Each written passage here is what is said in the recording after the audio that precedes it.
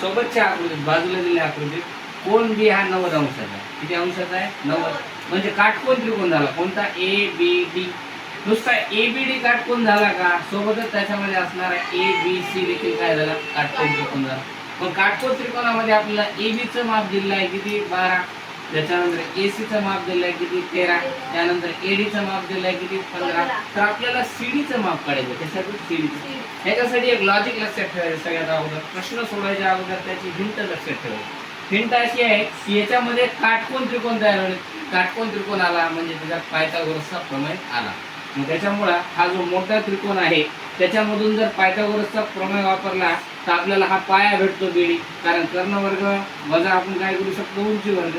त्याच्यावर आपल्याला पायाचा वर्ग म्हणजे बीडी भेटतं. काय भेटतं? बीडी.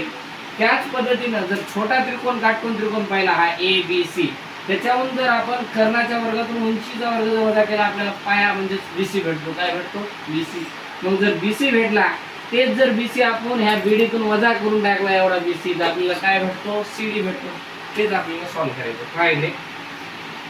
त्रिकोण ए बी डी हा काटकोन त्रिकोण आहे. पण काय आहे?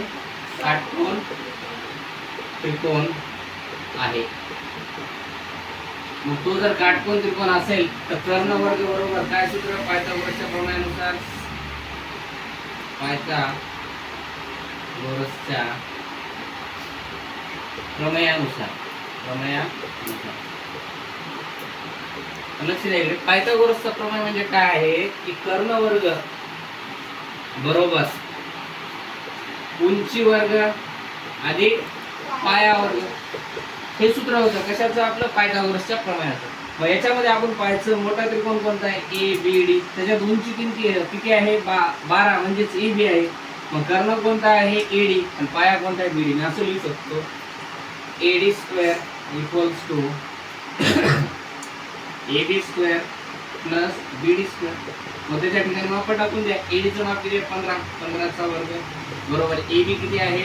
12. 12चा वर्ग अधिक बीडी किती आहे? माहिती नाही. तेच आपल्याला शोधायचं. मग मला सांगा 15चा वर्ग 225, 12चा वर्ग 144 अधिक बीडीचा वर्ग अधिक 144. 144 इकडून काय होणार? वजा 225 वजा 144 बरोबर काय? बीडीचा वर्ग. 225 मधून जर 144 गेले किती उरतात? 81. किती उरतात? 81. म्हणजे बीडीचा वर्ग बरोबर किती? 81. आता दोन्ही बाजूचं वर्गमूळ जर घेतलं तर बीडी बरोबर किती? 9 येईल. किती येईल? 9. मला सांगा बीडी किती आला? हा पूर्ण 9 आला. आता आपल्याला बीसी काढायचंय. बीसी काढलं की आपोआप काय भेटेल आपल्याला? सीडी. मग सेम त्याच्यानुसार छोट्या त्रिकोणामध्ये ए बी सी काटकोन त्रिकोण. कर्ण काय इथं? एसी. कर्णाचा वर्ग म्हणजे कितीचा वर्ग? 13चा वर्ग बरोबर. उंची किती आहे? 12 म्हणजेच काय? 12चा वर्ग अधिक बीसी म्हणजेच पाया बीसीचा वर्ग. 13चा वर्ग 169. 12चा वर्ग 144 अधिक बीसीचा वर्ग अधिक 144 मिळून काय होतील? वजा होतील. 169 वजा 144 बरोबर काय? बीसीचा वर्ग. 169 मधून 144 गेले किती वरतात? 25 बरोबर बीसीचा वर्ग. इथं देखील दोन्ही बाजूचं वर्गमूळ जर घेतलं तर बीसी बरोबर काय येईल रे? 5 येईल. किती येईल? 5. बघा बीसी 5 आलं.